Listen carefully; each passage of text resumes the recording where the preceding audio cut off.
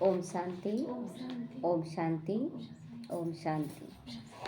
आज बाबा कह रहे मीठे बच्चे, तुम्हें अपार खुशी होनी चाहिए कि अभी हम पुराना कपड़ा छोड़कर घर जाएंगे और नया कपड़ा नई दुनिया में लेंगे। पुराना जगह में, गंदा संदा जगह में अगर नया कपड़ा पहन भी लेंगे तो पुराना हो जाएगा। तो इसीलिए बाबा कहता है कि तुम्हें ये पूरा निश्चय और नशा होना चाहिए कि नई दुनिया, नए घर में तुमको नया कपड़ा मिलेगा। ये पुराना कपड़ा यहीं पर फेंक कर चले जाना, खोल कर चले जाना है।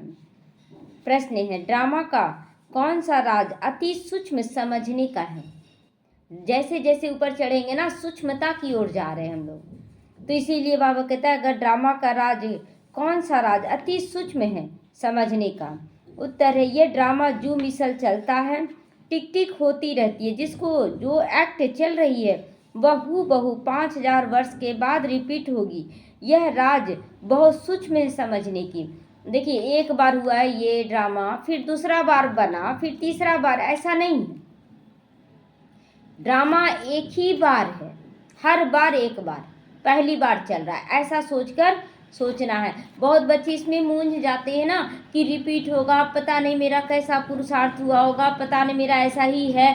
नहीं, हमेशा सोचना है कि मैं बहुत अच्छा अपना पार्ट अदा कर रहा हूँ, मेरा बहुत अच्छा पुरुषार्थ चलना चाहिए। लिखें और यही फिर रिपीट होगा तो ज़्यादा सुंदर लगेगा। लेकिन जो रिपीट हुआ था उसको लेकर पकड़ लेंगे तो कुछ भी नहीं, बैठ जाए चुपचाप। तो नहीं, हमें पुरुषार्थ करना है। तो यह राज बहुत सूक्ष्म में समझने का है। जो समझेंगे वो बूझेंगे नहीं, क्वेश्चन नहीं करेंगे। बाबा हूबहू रिपीट होगा तो फिर ये दुख होगा, फिर ये, अरे हर बात में कल्याण है, वो देखो। तो जिसको जो एक्ट चली है वह हूबहू 5000 साल के बाद रिपीट होगी। जो बच्चे इस राज को यथार्थ रीति नहीं समझते हैं वह कह देते हैं ड्रामा में होगा तो पुरुषार्थ कर लेंगे, बैठे बैठे सब कुछ मिल जाएगा, तो वो ऊंचा पद नहीं प्राप्त कर सकते हैं। ओम शांति।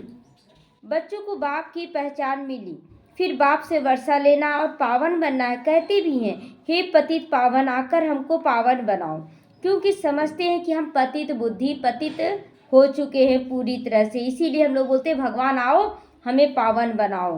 बुद्धि भी कहती है कि यह पतित आयरन एज दुनिया, बुद्धि भी तो कहती है, तो बुद्धि भी कहती है पतित आयरन दुनिया, ये कलयुगी दुनिया है। नई दुनिया को सतु प्रधान, पुरानी दुनिया को तमो प्रधान कहा जाता है। तुम बच्चों को अभी बाप मिला है, भक्तों को भगवान मिला है। कहते भी है ना, भक्ति के बाद भगवान आकर भक्ति का फल देते हैं, तो ज्ञान देते, यानी कि हम लोग भक्त भी थे तब भगवान मिला, अब ज्ञानी बनकर बाबा के बच्चे बन रहे हैं। क्योंकि मेहनत करते हैं तो फल भी मांगते हैं ना। भक्ति में भी आज भक्ति पर ही मुरली चला, क्योंकि शिवरात्रि है ना। तो भक्त क्या मेहनत करते हैं सो तो तुम जानते हो, क्योंकि हम लोग भक्ति करते हुए आए हैं। तुम आधा कल्प भक्ति मार्ग में धक्के खाकर थक गए हो, थक गए ना। थकने की निशानी आज तो क्लियर किया गया ना। थकने की निशानी है कि हम खुद भक्ति नहीं करेंगे, लेकिन तुम करो, ये जबरदस्ती करेंगे तुमको। तुम अगरबत्ती दिखाओ, तुम दिया जलाओ, ये है थकने की निशानी कि अब हम थक चुके हैं भक्ति से। तो ये जबरदस्ती जो लोग करवाते हैं उसका कमजोरी समझे, वो थक चुके हैं, वो अपनी भावना को। तो बाबा कहता, तुम आधा कल्प भक्ति मार्ग में धक्के खा खा कर थक गए हो। भक्ति में बहुत मेहनत की है, यह भी ड्रामा में नूंद है। मेहनत की जाती है फायदे के लिए। कोई भी मेहनत हो, भक्ति में भी मेहनत फायदे के लिए ही किया जाता है। समझते हैं भगवान आकर भक्ति का फल देते हैं, तो फल देने वाला फिर भी भगवान ही रहा ना। भक्ति का फल भी कौन दिया? भगवान ही दिया। तो भक्त भगवान को याद करते हैं, क्योंकि भक्ति में दुख है तो कहते आकर हमारे दुख हरो, पावन बनाओ। कोई भी ये नहीं जानता कि अभी रावण राज्य, बाहर वाले जो भक्ति करे वो नहीं जान रहे हैं। तो रावण ने ही पतित बना दिया। कहते भी हैं राम राज्य चाहिए, परंतु यह कब और कैसे होना ये किसी को नहीं पता। राम राज्य चाहिए, कैसे राम आएगा? तो राम तो अपने अंदर जगाना होगा ना। हम सबके अंदर राम है। कोई भी नहीं कह सकता कि मेरे अंदर राम नहीं है, या कोई नहीं कह सकता भी कि मेरे अंदर रावण नहीं है। अगर राम 10%, रावण 90%। अगर राम 90% तो रावण 10% होगा तो जरूर सबके अंदर, क्योंकि ये कलयुगी दुनिया है। और 100% अगर राम बन जाते हैं तो आप यहाँ रहेंगे ही नहीं, आप कर्म चले जाएंगे, बाबा ले जाएगा आपको। तो आत्मा अंदर समझती है ना कि अभी रावण राज्य है, हम अभी हैं इसमें, हमारे अंदर भी हैं। तो यह है ही भक्ति मार्ग। बाबा कहता है राम और रावण ये सब भक्ति मार्ग का ही निशानी है। तो भक्त बहुत नाचते हैं, तमाशे आदि करते हैं ना, नाचने लग जाते हैं, खुशी भी होती है, फिर रोते भी वो है। तो भगवान के प्रेम में आंसू भी आ जाते, परंतु भगवान को वो नहीं जानते हैं। जिसके प्रेम में आंसू बहाते हैं उनको भी जानना चाहिए ना कि आखिर है किसकी, किसके हम प्रेम में भगवान के याद में आंसू बहा रहे हैं। कौन है भगवान? चित्रों से तो कुछ मिल नहीं सकता है। हाँ, बहुत भक्ति करते हैं तो साक्षात्कार भी होता है, बस वही उनके लिए खुशी का सौगात होता है। भक्ति में खुशी केवल साक्षात्कार होता है, और ज्ञान में खुशी प्रारब्ध की प्राप्ति होती है। तो भगवान खुद ही आकर अपना परिचय देते, मैं कौन हूँ, मैं जो हूँ, जैसा हूँ, दुनिया में कोई भी नहीं जानता। ये जैसे जैसे आप उनके करीब पहुँचेंगे तो ही समझ पाएंगे। दूर में रहने से, बोलते ना, दूर से देखा तो लग रहा था ये है, नजदीक गया तो दिखा कि नहीं ये नहीं है ना। तो बाबा वही कहता है, दूर से तो लोग कुछ भी अनुमान लगा सकते हैं, नज़दीक आते जाएंगे तब समझ में आएगा कि भगवान कौन है। तुम्हारे में भी बाबा कहते हैं, तुम्हारे में जो बाबा कहते हैं उनमें से कोई पक्के बनते हैं, कोई कच्चे। मतलब जो बाबा तो सब कह रहे हैं, लेकिन सब एक जैसे बच्चे हैं? सब एक जैसे बच्चे तो नहीं, बाबा बाबा तो सभी कह रहे हैं। देह अभिमान टूटने में ही मेहनत लगती है। देह अभिमान होता है, ये टूटने में समझ भी चाहिए और मेहनत भी चाहिए, दोनों चाहिए। मेहनत हम कर रहे, समझ ही नहीं है। मतलब हम किसी के घर जा रहे हैं और उसका घर देखा ही नहीं हुआ है, तो हम कभी इधर मुड़ेंगे कभी इधर मुड़ेंगे, मेहनत कर रहे हैं। बहुत मेहनत के बाद, बहुत पूछने के बाद हम पहुंचते हैं। लेकिन अगर घर का पता है तो चलने का तो मेहनत कर रहे हैं, लेकिन समय पर और बहुत कम मेहनत में हम पहुंच जाएंगे। इसीलिए कोई भी लक्ष्य को प्राप्त करने से पहले समझ चाहिए। तो देही अभिमानी बनना पड़े। बाप कहते तुम आत्मा हो, तुम 84 जन्म भोग कर तमो प्रधान बनी हो। अभी आत्मा को तीसरा नेत्र मिल चुका है, आत्मा समझ रही है। तुम बच्चों को सारे सृष्टि का नॉलेज बाप देते हैं।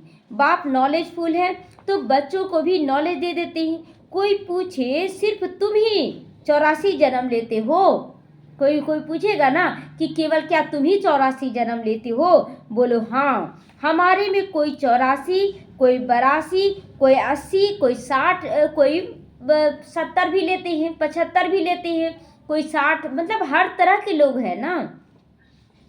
तो 84 जन्म उनके हैं जो शुरू में आते हैं, जो अच्छी रीति पढ़कर ऊंचा पद पाती हैं। वह जल्दी आएंगे, माला में नज़दीक पिरोए जाएंगे। जैसे नया घर बनता रहता है ना, तो दिल में आता है जल्दी से बन जाए ना, हम जाकर बैठे। किसका इच्छा नहीं होता है कि घर बन रहा है तो वहाँ जाएं? तो इच्छा सबका होता है। तो तुम बच्चों को भी खुशी होनी चाहिए। बाबा कहता ना कि देखिए, कोई आसक्ति नहीं है मेरा, लेकिन पद की प्राप्ति का इच्छा नहीं रहेगा तो आप आगे कैसे बढ़ेंगे? हम संतुष्ट हैं, बस हमको इतना ही चाहिए, तो आप आगे कैसे बढ़ेंगे? इच्छा रहना चाहिए, लेकिन बेहद का। तो अभी हमको वह पुराने कपड़े छोड़ नया लेना है। नाटक में एक्टर्स घंटा आधा घंटा पहले से ही घड़ी को देखने लग जाते हैं। नाटक में नाटक पूरा हो तो घर जाएं। जैसे ही नाटक का अंत होने लग, कितना टाइम हुआ है, अब खत्म होने वाला है, अब 10 मिनट और देखेंगे, ऐसे बोलते हैं ना। तो वह टाइम आ जाता है। तुम बच्चों के लिए बेहद की घड़ी लगी हुई है। तुम जानते हो जब कर्मातीत अवस्था को पाएंगे तो यहाँ रहेंगे ही नहीं। कर्मातीत अवस्था मतलब हम भरपूर हो जाएंगे, 100% भरपूर होंगे सभी लोग, 100%। तो कर्मातीत बनने के लिए भी याद में रहना पड़े, यही मेहनत है। दिन रात फिर वो बाबा की याद में रहेगा, उसे कोई विकार नहीं टच करेगा। देखिए, भल नंबरवार होगा लेकिन विकारों की टचिंग नहीं होगी, वो उसी ढंग से। अब देखिए कि जैसे दूध का डब्बा है, कोई 2 किलो का है, कोई 5 किलो का, 5 किलो नहीं भरेगा, पहले तो 2 किलो का भरेगा। अब 2 किलो का डब्बा भर चुका है, उसके ऊपर से पानी आप डालेंगे? पानी तो नहीं डालेंगे, क्योंकि वो पूरी तरह से भर चुका है। उसी तरह यहाँ पर भी विकार नहीं जा सकता है। 100% हमें भरना, भर नंबरवार हूँ, लेकिन 100% हम भरे हुए महसूस करेंगे। तो इसमें बड़ी मेहनत है। अभी नई दुनिया में तुम जाते हो, फिर एक एक जन्म में कला कम होती जाती, थोड़ा थोड़ा थोड़ा खर्च करते जाएंगे तो कम होगा ही ना। तो नए मकान में 6 मास बैठो, कुछ ना कुछ दाग आदि लगता है कि नहीं? जब घर से तैयार होकर निकलते हैं कितना फ्रेश, और जैसे जैसे आगे बढ़ते हैं तो कुछ ना कुछ विकार आने लगता है, गंदगी लग जाता है कि नहीं वाइट ड्रेस में। तो थोड़ा फर्क तो पड़ जाता है धीरे धीरे एक एक जन्म में। तो वहाँ नई दुनिया में कोई तो पहले आएंगे ना, कोई थोड़ा देरी से आएंगे। पहले जो आएंगे उनको कहेंगे सतो प्रधान, फिर आहिस्ते आहिस्ते कला कम होती जाती है। यह ड्रामा का चक्र जो मिसल टिक टिक टिक टिक चलता रहता है, मतलब एकदम धीरे चलता है। तभी तो 5000 साल लगा। और जब यहाँ से जाना है सतयुग में तो उड़कर जा रहे हैं यहाँ से जब जा रहे हैं तो उड़कर जा रहे हैं, प्लेन द्वारा, पुष्पक विमान में उड़कर जा रहे हैं। और जब नीचे उतरते हैं तो धीरे धीरे नीचे उतरते हैं, सब कुछ करते हुए। तुम जानते हो सारी दुनिया में जिसकी भी जो एक्ट चलती है वो चक्र फिरता रहता है। यह बड़ी सूक्ष्म बातें हैं समझने की। हर एक का पार्ट नूंधा हुआ है, कौन कैसे पार्ट अदा करेगा सब कुछ पहले से फिक्स है। तो बाप अनुभव से सुनाते हैं, ब्रह्मा बाबा भी अनुभव से सुनाते हैं। तुम जानते हो यह पढ़ाई 5000 वर्ष के बाद रिपीट होगी। यह बना बनाया ड्रामा है। इस चक्र का किसी को भी पता नहीं। इसका क्रिएटर, डायरेक्टर, मुख्य एक्टर कौन है कुछ भी नहीं जानते। अभी तुम बच्चों को पता है कि हम 84 जन्म भोग कर अब वापस जा रहे हैं ना, सबको अंदर में लग रहा है हम आत्मा है, देही अभिमानी बने तब खुशी का पारा चढ़े। जब देही अभिमानी बनेंगे, देह नहीं मैं आत्मा हूँ, तब ये खुशी का पारा चढ़ेगा। वह हद का नाटक, ये बेहद का नाटक है। बाबा हम आत्माओं को पढ़ा रहे, ये नहीं बताएंगे फिर फलाना समय ये होगा, ये नहीं बताएगा। अब आपको पहले से पता पड़ जाएगा कि ये होने वाला है, तो पुरुषार्थ किस चीज़ का, मतलब पढ़ा दिया आपको सब कुछ। जैसे बच्चे पढ़ते हैं तो सारा कुछ पढ़ा दिया, अब ये थोड़ी बताएगा कि यही क्वेश्चन आएगा। आपको पहले पूरा पढ़ना होगा, जो क्वेश्चन आएगा उसको जवाब दे देना होगा। तो बाबा से कोई बात पूछते हैं तो कहते हैं ड्रामा में जो कुछ बताने का है वो बता देते हैं बाबा।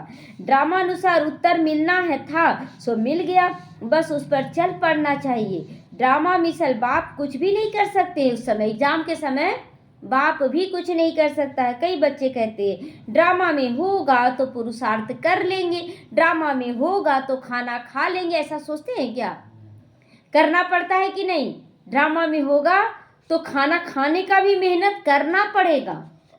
तो वह कभी भी ऊंचा पद नहीं प्राप्त कर सकते जो ड्रामा पर छोड़ देते हैं। बाप कहते हैं पुरुषार्थ तो तुमको करना पड़ेगा। ड्रामा तुमको पुरुषार्थ कराता है। कल्प पहले मुआफिक ड्रामा पुरुषार्थ करता। सुबह जैसे ही उठते हैं भूख लगता है, भूख से फिर आपको लगता है कि नहीं खाना खाना चाहिए, तो पुरुषार्थ कराया ना ड्रामा। तो कोई ड्रामा पर ठहर जाते हैं कि जो ड्रामा में होगा सो हो जाएगा। कोई बैठ जाते तो वो देखते हैं कैसे सन्यासी लोग को देखते हैं ना, जैसे तप करने लगे और कैसे हड्डी हो जाते हैं एकदम, तो तप जाते हैं। तो जो ड्रामा में होगा तो समझा जाता है कि इनकी तकदीर में ही नहीं है, इसीलिए उनकी तकदीर में नहीं है। अब तुमको स्मृति आई है, हम आत्मा हैं, हम ये पाठ बजाने आए हैं। आत्मा भी अविनाशी है, पाठ भी अविनाशी हमारा नूंधा हुआ है, अविनाशी पाठ नूंधा हुआ है। 84 जन्मों का पाठ आत्मा में नूंधा हुआ है। तो इससे क्या महसूस होता है? जब पाठ हमारा नूंधा हुआ है तो इससे निश्चिंतता नहीं आती है। निश्चिंतता किस बात का? पुरुषार्थ की निश्चिंतता नहीं, फल की निश्चिंतता, कि जब हम अच्छा कर रहे हैं तो फल भी निश्चित है कि अच्छा होगा, बस हमें करते रहना है। तो वही पाठ बजाएंगे। इसको कहा जाता है कुदरत का। और क्या विस्तार करेंगे? अब देखिए कुदरत का क्या विस्तार करना, बीज रोपे हैं, पानी डाल रहे हैं, तो वो तो पेड़ बनेगा ही बनेगा ना। तो अब मुख्य बात, पावन जरूर बनना है। यही फिक्रात सदैव बनी रहनी चाहिए, कैसे हम पवित्र बने। कर्म करते हुए बाप को याद में रहना है। तुम एक मासूक के आशिक हो ना, एक सबका है कि अलग अलग है? बाबा तो एक ही है ना। तो एक मासूक को सब आशिक याद करते हैं। वह मासूक कहते हैं मुझे याद करो। मासूक भी क्या कह रहे हैं? मुझे याद करो। मैं तुमको पावन बनाने आया हूँ। तुम मुझे ही पतित पावन कहते हो, फिर मुझे ही भूलकर गंगा को क्यों पतित पावनी कहते हो? अब जब शिव बाबा ही हमें पतित से पावन बना रहा है तो हम गंगा में स्नान करने क्यों जाते हैं? गंगा में क्यों उसको पतित पावन क्यों कहते हैं? अभी तुमने समझा है कि वह सब छोड़ दिया है। अभी तुमने समझा है कि वह सब छोड़ दिया है। अभी हम लोग जाते थे मंदिर में पूजा करने, ये तीर्थ करने जा रहे, ये गंगा स्नान, अब छोड़ रहे कि नहीं? मन चंगा तो कठौत में गंगा। तो तुम समझते हो बाप ही अब पतित पावन है। अब पतित पावन श्री कृष्ण को समझ कभी याद नहीं करेंगे। श्री कृष्ण एक पद है, मात्र एक पद है। उस पद को सभी प्राप्त कर सकते हैं। तो परंतु भगवान कैसे, ये कोई नहीं जानता है। तो भगवान कैसे आते हैं, क्या करते, इसको समझना है।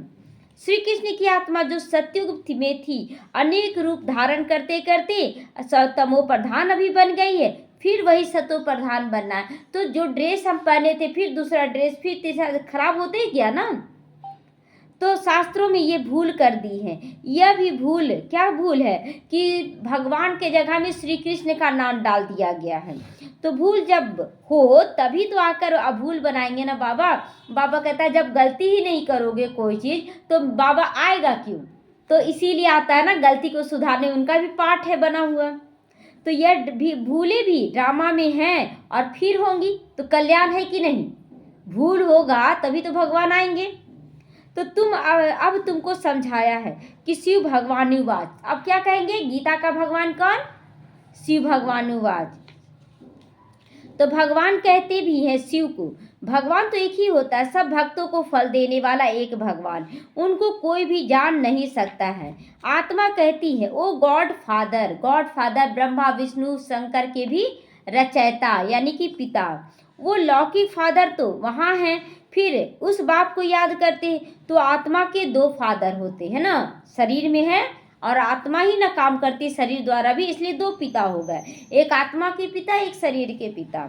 तो भक्ति मार्ग में उस फादर को भी याद करते हैं ना, लौकिक को भी तो पारलौकिक को भी। आत्मा तो है ही ना उसमें शरीर में, इसलिए दोनों को याद करती हैं। इतनी सब आत्माओं को अपना अपना पाठ मिला हुआ है, सबका अपना पाठ नूंद है और समय समय पर सबकी बुद्धि को टच करता है बाबा कि कैसे मुझे चलना है। एक शरीर छोड़ फिर दूसरा लेकर पाठ बजाना है, यह सब बातें बाप ही समझाती हैं। कहते भी हैं या हम यहाँ पाठ बजाने आए हैं। हम लोग जो पाठ समझ गए तो बोलते हम लोग ये पाठ बजाने। ब्रह्मा कुमार कुमारी का भी एक पाठ है, ये रियलिटी नहीं है, पुरुषार्थ का ये पाठ दिया गया है। तो यह एक मांडवा है, स्टेज है, उसमें यह चांद सितारे आदि सब बत्तियां भी लगी हुई हैं। यह सूर्य चांद सितारों को मनुष्य देवता कह देते हैं क्योंकि यह बहुत अच्छा काम करते हैं ना, रिमझिम करते हैं, किसी को तकलीफ नहीं देते हैं, सबको सुख देते हैं। साइंस भी क्या है, दे रहा ना।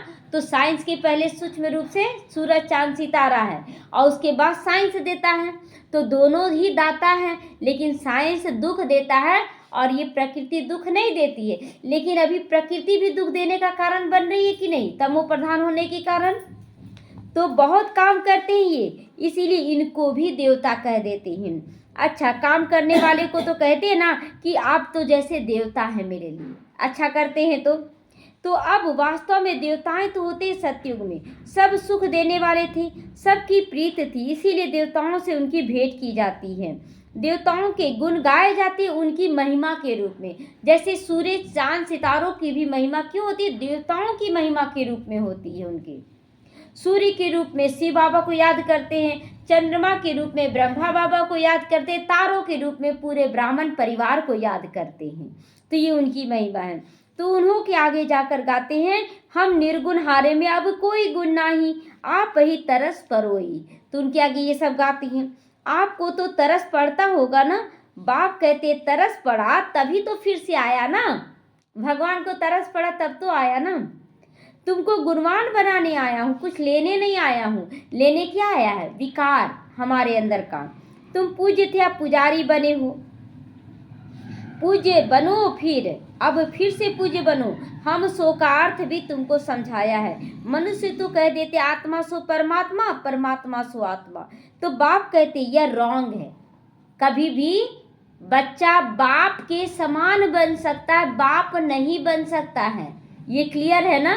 अगर हम बोले नहीं मेरे लिए बड़ा भाई ही बाप है, गाली हो जाएगा। बाप समान बोलना चाहिए।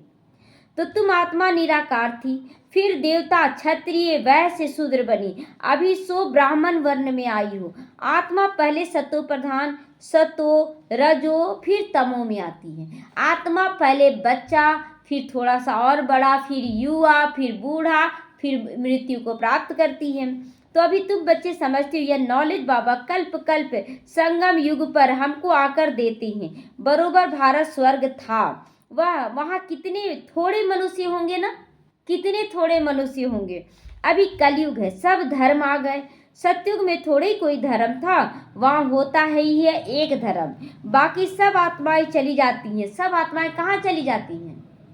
परम धाम में चली जाती हैं। तो तुम जानते हो इस पुरानी दुनिया का विनाश अब सामने खड़ा है। बाप राजयोग सिखला रहे हैं। तो कोई भी आए बोलो यह बेहद की घड़ी है, ये बेहद की घड़ी है। तो बाबा कहता है ये बेहद की घड़ी। बेहद की घड़ी मतलब जैसे कि रात के बाद दिन निकलता है ना, तो हद की घड़ी है, किस दिन निकल रहा है। तो ये बेहद की घड़ी मतलब कलयुग के बाद अब सतयुग निकल रहा है, संगम युग है, अमृत बेला। तो बाप ने दिव्य दृष्टि देकर घड़ी बनवाई है, दिव्य दृष्टि देकर ये घड़ी बनवाई है। क्या है घड़ी? ये स्वास्तिका जो बनाया ना बाबा, उसमें घड़ी का नहीं देखते, कांटा कहाँ पर एकदम अंतिम में पहुंच गया है। कहाँ पर थे?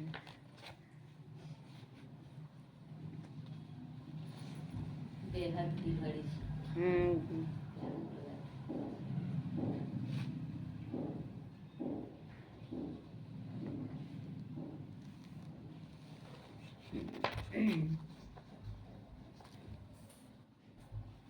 तो बाबा कहते हैं कि ये बेहद की घड़ी बाबा बनवाया है ना, स्वास्तिका में बनवाया है। तो शंकर द्वारा आसुरी दुनिया का विनाश करवाते, ब्रह्मा द्वारा धर्म की स्थापना कराते हैं। बुद्धि भी कहती है चक्र तो फिरना जरूर है, कलयुग के बाद सतयुग तो जरूर आना है, कलयुग के बाद सतयुग आएगा। अभी मनुष्य भी बहुत हैं, उपद्रव भी बहुत हो रहे हैं ना, चारों तरफ उपद्रव कितना हो रहा है। मुसल भी वही है, शास्त्रों में तो कितनी कथाएं बना दी हैं। बाप आकर वेद शास्त्रों का सार समझाते हैं। मुख्य धर्म भी 4 हैं, मुख्य धर्म 4 हैं। यह ब्राह्मण धर्म 5वां हो गया संगम युग पर। मुख्य धर्म 4 हैं और ये 5वां धर्म ब्राह्मण। तो सबसे ऊंचे से ऊंचा है छोटा सा धर्म, ये ब्राह्मण परिवार छोटा सा धर्म है। तो यज्ञ संभाल करने वाले ब्राह्मण है ना, तो यह ज्ञान यज्ञ है। उपद्रव को मिटाने के लिए ये यज्ञ रचते हैं। वह समझते हैं ये लड़ाई आदि ना लगे। और अरे लड़ाई नहीं लगेगी तो सतयुग कैसे आएगा? लड़ाई लगेगा, मार काट होगा, तभी तो लोग बोलेंगे नहीं ये दुनिया नहीं रहेंगे। बिना किसी के बोले हुए कि हम ये दुनिया में नहीं रहना चाहते, बाबा नहीं ले जाएगा। तो इसीलिए ऐसा उपद्रव होगा कि हर एक आत्मा के अंतर मन से निकलेगा भगवान अब ले चलो। तब भगवान कलंक तो नहीं ना लगाएगा अपने ऊपर कि बिना बोले ही आपको ले जाएगा। तो इतने सब मनुष्य कहाँ जाएंगे? हम सब आत्माओं को ले जाते हैं तो जरूर शरीर यहीं छोड़ना पड़ेगा। और ये शरीर क्या बन जाएगा इस धरती के लिए? खाद बन जाएगा और इसी से बहुत अच्छा उपज होगा। तो तुम पुकारते भी हो ना, हे बाबा आकर हमको पतित से पावन बनाओ। तो बाप कहते हमको जरूर पुरानी दुनिया का विनाश कराना होगा। पावन दुनिया है ही सत्युग, सबको मुक्ति धाम ले जाता हूँ। सब काल को बुलाते हैं ना, ये नहीं समझते कि हम कालों के काल को बुला रहे। काल को बुलाते हैं ना, शिव बाबा आ जाओ, शिव बाबा। शिव बाबा क्या है? कालों का भी काल है, तो वो काल को नहीं महाकाल को बुलाते हैं। तो बाप कहते ये भी ड्रामा में नूंद है। आत्माओं को छीछी दुनिया से निकालकर मैं शांति धाम ले जाता हूँ। यह तो अच्छी बात है ना, इसीलिए लोग बुलाते हैं। तुमको मुक्ति में जाकर फिर जीवन मुक्ति में आना है, फिर जीवन बंध में आना है। 3 चीज हो गया ना। मुक्ति, मुक्ति किससे चाहिए? दुख अशांति बीमारी से, कमी कमजोरियों से, विकारों से सबसे मुक्ति हो रहा है। फिर जीवन मुक्ति, सब कुछ अंतर मन भी सुखी संपन्न रहे, सर्व गुणों से संपन्न रहे और बाहर से भी सुख सुविधाएं भरपूर रहे। तो इतने सब सतयुग में नहीं आएंगे। अच्छा, ये क्यों नहीं आएंगे ये भी समझना अपने पुरुषार्थ के अनुसार। नंबर बार आएंगे, इसीलिए अब शांति धाम और सुख धाम को याद करो। पिछाड़ी में आज जो आते हैं उन्हों का पाठ भी थोड़ा होता है। पिछाड़ी में ये ना समझे कि हम लोग तो लास्ट में आए हैं तो लास्ट में हम सतयुग में नहीं जा पाएंगे, इसके लिए नहीं। पिछाड़ी का मतलब होता है कि आप संपूर्ण समर्पण आप बोले कर लेंगे, हो जाएगा, लास्ट में कर लेंगे, उसके लिए पिछाड़ी शब्द यूज होता है। तो पहले जरूर वो सुख पाएंगे जो अच्छी तरह से समर्पण आए ज्ञान में और समर्पण कर दिए, नंबर 1 में आ गए वो। तो तुम्हारा पाठ सबसे ऊंचा है, तुम बहुत सुख पाते हो। धर्म स्थापक तो सिर्फ धर्म को स्थापन करते हैं, किसी को लिबरेट नहीं करते। धर्म किसी को नहीं लिबरेट करता, मतलब दुख से नहीं निकालता है। तो बाप तो भारत में ही आकर सबको ज्ञान देते हैं, बाबा तो भारत में ही आया, वही सबका पतित पावन है, सबको लिबरेट करते हैं। और धर्म स्थापक कोई सदगति करने नहीं आते हैं, वो आते केवल अपना धर्म स्थापन करने के लिए। वह कोई शांति धाम या सुख धाम नहीं ले जाती हैं, सबको शांति धाम सुख धाम में तो बाप ही ले जाती हैं। जो दुख से छुड़ाए सुख देते हैं उनके ही तीर्थ होते हैं। तो मनुष्य समझते नहीं कि वास्तव में सच्चा तीर्थ तो एक बाबा का ही है, शिव बाबा का ही, इसलिए बहुत ज़्यादा मंदिर चारों तरफ बनता है। महिमा भी एक की होती है, सब उनको पुकारते हैं लिबरेटर आओ। तो भारत ही क्या बन गया, सच्चा तीर्थ बन गया। तो जहाँ बाप आकर सबको यानी पूरे विश्व की आत्माओं को मुक्ति और जीवन मुक्ति देते हैं। तो तुम फिर भक्ति मार्ग में उनके बड़े बड़े मंदिर बनाते हो, रिटर्न में हीरे जवाहरतों के मंदिर बनाते हो, हीरा हमें बनाते हैं, हीरे जैसे युग में ले आते हैं। तो सोमनाथ का मंदिर देखो कितना खूबसूरत बनाते हैं। और अभी देखो बाबा कहाँ बैठे हैं, पतित शरीर में, तो इसीलिए उनको मान देते हैं। पतित शरीर में, पतित दुनिया में आते हैं। तुम ही पहचानते हो, तुम बाबा के मददगार अभी बनते हो। औरों को रास्ता बताने में जो मदद करेगा वो ऊंचा पद पाएगा। तो यह तो कायदा है ना, बाप कहते मेहनत करो, बहुतों को रास्ता बताओ, बाप और बरसे को याद करो। 84 का चक्र तो सामने है, यह है जैसे अंधों के लिए आईना। 84 का चक्र दिखाना है कैसे, वो सीढ़ी का चक्र है ना, तो दिखाना है कैसे हम नीचे उतरे हैं। यह ड्रामा हूबहू रिपीट होता है, फिर भी तुम मुझे कोई नहीं जानेगा, फिर मुझे कोई नहीं जानेगा। ऐसे नहीं कि मेरा मंदिर लूटते हैं तो मैं कुछ करूँगा वहाँ पर, वो कुछ भी नहीं करेंगे। ड्रामा में लूटने का भी है, फिर भी लूट के ले जाएंगे। मुझे बुलाते हो पति से पावन बनाओ, तो मैं आकर तुम बच्चों को पढ़ाता हूँ। ड्रामा में विनाश की भी नूंद है। क्यों नूंद है? देखिए जैसे माउंट आबू में बाबा आया, भारत में आया, तो सारे विदेशी जो बाबा के बच्चे जहाँ जहाँ थे वो आते हैं कि नहीं माउंट आबू, वो अनुभव करके वहाँ से ज्ञान रत्नों को ले जाते हैं। उसी तरह जो सोमनाथ का मंदिर बना, वहाँ भी बाबा के ही बच्चे आए, बाबा के मंदिर को लूटे, फिर अपनी जगह को अच्छा बनाए। यहाँ से ज्ञान रतन को लूटते हैं, वहाँ जाके अपना राज्य स्थापन करते हैं। तो नूंद है ये सब कुछ संगम युग से, और संगम युग से सत्युग त्रेता में नूंद है, सत्युग त्रेता से द्वापर कलयुग में नूंदा हुआ सब कुछ का पाठ हम लोगों का ऑलराउंडर पाठ है। तो सो फिर होगा, मैं कोई फूंक नहीं देता हूँ कि विनाश हो जाए। ऐसे बोलते हैं फूंक रहे तो ज्वाला निकल रहा है, ऐसा नहीं है। यह मुसल आदि बने हैं, यह भी ड्रामा में नूंद है। मैं भी ड्रामा के बंधन में बंधा हुआ हूँ। मेरा पाठ सबसे बड़ा है, सृष्टि को बदलना, पतित से पावन बनाना। अब समर्थ कौन, मैं या ड्रामा?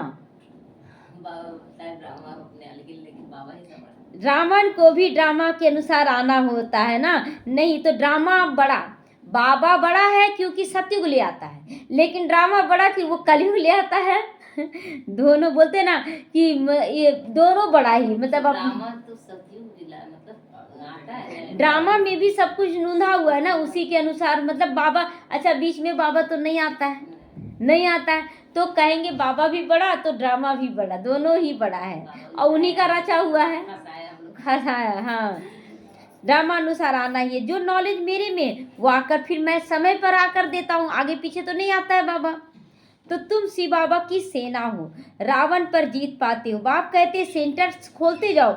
अब देखिए सेंटर्स खोलते हैं, बहुत बच्चे बोलते हैं ना कि बच्चे अपने मर्जी से सेंटर खोल लेते, नहीं, बाबा का ही टचिंग होता है। ये भी सेंटर खोलना ये भी बाबा की ही टचिंग है। बिन अच्छा, सारे बच्चे क्यों नहीं खोल लेते हैं?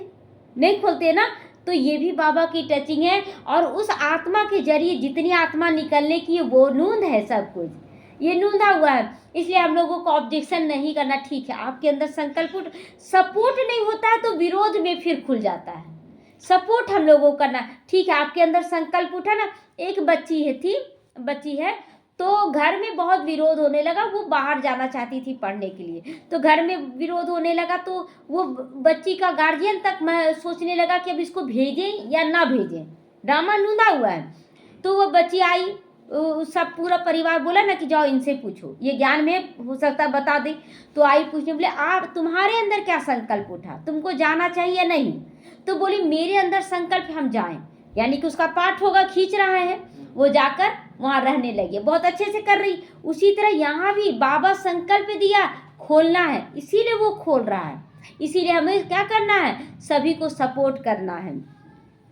तो बाप कहते सेंटर्स खोलते रहो, मैं आता हूँ पढ़ाने के लिए, मैं कुछ लेता नहीं हूँ। पैसे जो कुछ भी है इसमें सफल करो। पैसा बाबा नहीं लेगा आपका, लेकिन पैसों से अनेक आत्माओं का कल्याण होता है। तो ऐसे भी नहीं कि सब खलास कर भूखे मरो। हाँ, वे ऐसा नहीं है कि सारा पैसा ला कर दे दो और तुम भूखे मरो, नहीं, अपना भी तो देखना है। तो भूख के कोई मर नहीं सकता, बाबा ने सब कुछ दिया है, फिर भूखे मरते हैं क्या? बाबा के बच्चे मरते हैं क्या कोई? तो तुम भूखे मरते हो क्या?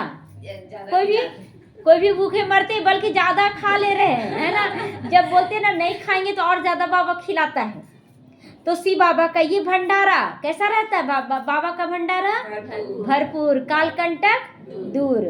तो आजकल तो दुनिया में देखो कितने मनुष्य भूखे मरते हैं ना। अभी तुम बच्चों को तो पूरा बाप से वर्षा लेने का पुरुषार्थ करना है। यह रूहानी नेचर क्योर है। पेडिक्योर मैनिक्योर करवाते हैं ना, ये है रूहानी नेचर क्योर। नेचर को शुद्ध पवित्र बनाया, सुंदर बनाया जा रहा है। बिल्कुल सिंपल बात है। मुख से कहते मन मना भाव, मन को शुद्ध और पवित्र बना लो। आत्मा को क्योर किया करते हैं, इसीलिए बाप को अविनाशी सर्जन भी कहते हैं। कैसा अच्छा ऑपरेशन सिखलाते हैं ना हम लोगों को। अच्छा ऑपरेशन कर दे रहे हैं ना, आत्मा का, मन का ऑपरेशन कर दे रहे हैं। मुझे याद करो, तुम्हारे सब दुख दूर हो जाएंगे, चक्रवर्ती राजा बन जाओगे। इन कांटों के जंगल में रहते हुए ऐसे समझो कि हम फूलों के बगीचों में जा रहे हैं। घर जा रहे, एक दो को याद भी दिलाते रहो, अल्लाह को याद करो और बेबादशाही स्वतः ही मिल जाएगी। अच्छा, मीठे मीठे सीखी लदे बच्चों प्रति माता पिता बाप दादा का याद प्यार और गुड मॉर्निंग। रूहानी बाप की रूहानी बच्चों को नमस्ते। हम रूहानी बच्चों की रूहानी माता पिता बाप दादा को याद प्यार, गुड मॉर्निंग और नमस्ते नमस्ते, शुक्रिया बाबा शुक्रिया। धारणा के लिए मुख्य सारे, ऊंचा पद पाने के लिए बाप का पूरा पूरा मददगार बनना है, अंधों को रास्ता दिखाना है, बेहद की घड़ी को सदा याद रखना कि अब अंतिम क्षण तक पहुंच चुका है घड़ी का कांटा। यज्ञ की संभाल करने के लिए सच्चा ब्राह्मण बनना, सच्चा ब्राह्मण बनना। पैसे आदि जो कुछ भी है उसे इस यज्ञ में डालकर सफल कर लेना है, रखना नहीं है। बाप से पूरा पूरा वर्षा लेना है, तो पूरा पूरा स्वाहा होना, अपने आप को स्वाहा करना है। वरदान है, मन मना भाव की विधि द्वारा बंधनों के बीज को समाप्त करने वाले नष्टो मोहा स्मृति स्वरूप बनो। मैं आत्मा हूँ, ये स्मृति स्वरूप। मैं कौन सी आत्मा हूँ? सतयुगी आत्मा हूँ। तो बंधनों का बीज है संबंध। बंधनों का बीज क्या है? संबंध खींचता है ना, मेरा बच्चा मेरा बच्चा। तो जब बाप के साथ सब संबंध जोड़ लिए तो फिर किसी में मोह कैसे हो सकता है? बिना संबंध के मोह नहीं रहता है, मोह नहीं तो बंधन नहीं। तो जब बीज को ही खत्म कर दिया तो बिना बीज के वृक्ष कैसे पैदा होगा? तो बीज क्या है? ये मोह, किसी से भी जुड़ना मोह है, ये बीज है। यदि अभी ये बंधन है तो सिद्ध है कि कुछ तोड़ा है, कुछ तोड़ा है, कुछ जोड़ा है। इसीलिए मन मनाव भाव की विधि से मन के बंधनों से भी मुक्त नष्टो मोहा स्मृति स्वरूप बनो, मतलब तन से आप तोड़ दे रहे हैं, मन से आप नहीं तोड़ रहे हैं, तो कुछ ना कुछ जुड़ा हुआ है, आपको दोनों तरह से तोड़कर फिर जोड़ना है, तब जाके आपका पूरा बहुत अच्छा से तैयारी चलेगा। तो इस नष्टो मोहा स्मृति स्वरूप बनो, फिर यह शिकायतें समाप्त हो जाएंगी कि क्या करें, बंधन है, कटता नहीं। आप बंधन को नहीं समा, आपका मन खींच रहा है और आप बोलते सामने वाला ऐसा कर रहा, वैसा कर रहा, सामने वाला कुछ नहीं कर रहा है। स्लोगन है, ब्राह्मण जीवन का श्वास है, उमंग उत्साह, इसीलिए किसी भी परिस्थिति में उमंग उत्साह का प्रेशर कम ना हो, प्रेशर कम नहीं होने देना उमंग उत्साह का। अव्यक्ति सारे, एकांत प्रिय बनो, एकता और एकाग्रता को अपनाओ। जितनी सेवा की हलचल में आते हो उतना बिल्कुल अंडरग्राउंड चले जाओ, जितना सेवा के हलचल में, मतलब सेवा करने जाते, उमंग उत्साह सब कुछ दिखाते, लेकिन अंदर से अंडरग्राउंड भी रहना है, अंतर्मुखी रहना है। ये नहीं कि बाहर मुक्ता में आ गए, वो ऐसे करा, वो ऐसे करा, नहीं। कोई भी नई इन्वेंशन और शक्तिशाली इन्वेंशन अंडरग्राउंड होकर ही करते हैं। तो एकांतवासी बनना ही ऑलराउंडर है। तो एकांतवासी का मतलब एकदम कमरे में बंद हो जाना नहीं, अंदर का एकांत मुखी होना चाहिए। जो भी समय मिले, इकट्ठा 1 घंटा व आधा घंटा समय नहीं मिलेगा, लेकिन 5 मिनट तो समय मिलेगा ना, तो सागर के तले में चले जाओ। इसमें संकल्पों पर ब्रेक लग जाएगी और फिर वाणी में आना चाहोगे तभी आओगे, नहीं तो चुप रहना, ये हमारे कंट्रोल में हो जाएगा। ओम शांति।